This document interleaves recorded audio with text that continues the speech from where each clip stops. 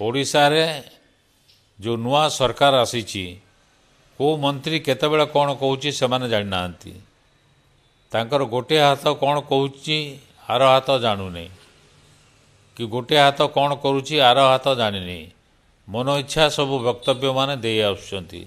ओडिशार मुख्यमंत्री मध्य कहउचंती से जानी नांती मधुसूदन दास किए गोपबंधु दास के उत्कलमणि मधुसूदन दास बोलिकी से वक्तव्य रखिछंती।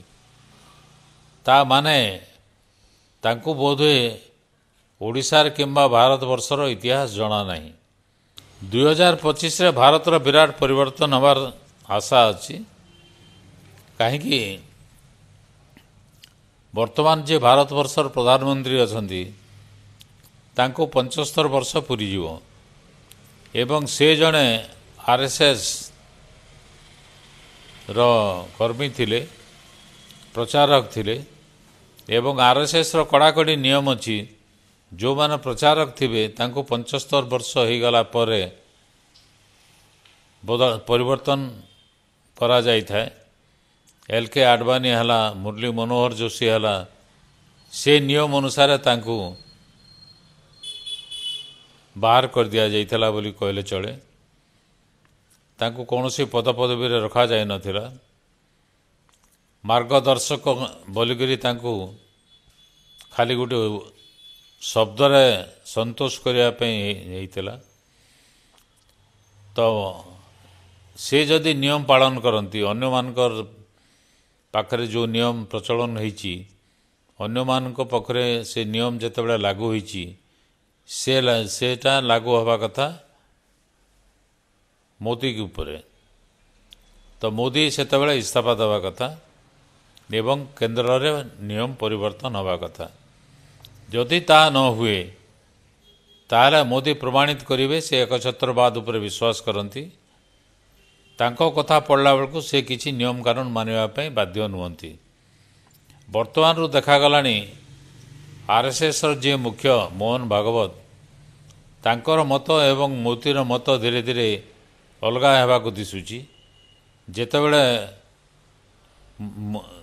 आरएसएस कहूची जे हिंदू मुसलमान भितरे जो सबू जाक कंदल लगी तार परिसमाप्ति हो समस्ते मिलिमिशि रुहतु शांति रुहतु सेतबेले हिंदू मतवाद को प्रचार करने बीजेपी चाहूँगी मोदी चाहूँगी।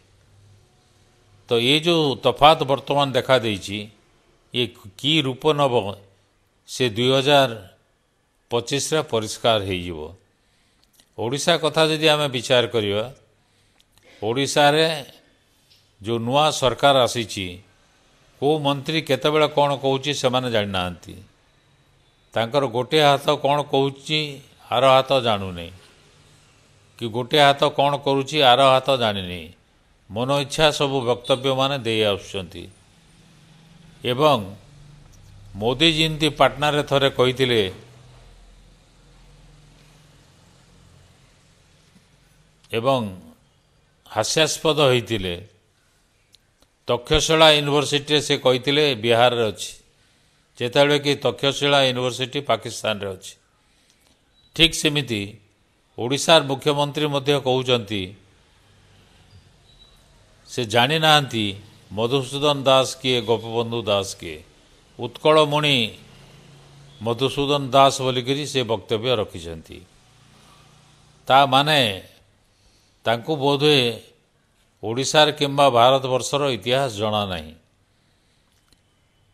असंतोष बढ़ी बढ़ी चली 6 मास भितरे 2025 रे से आहरी उग्र रूप नब।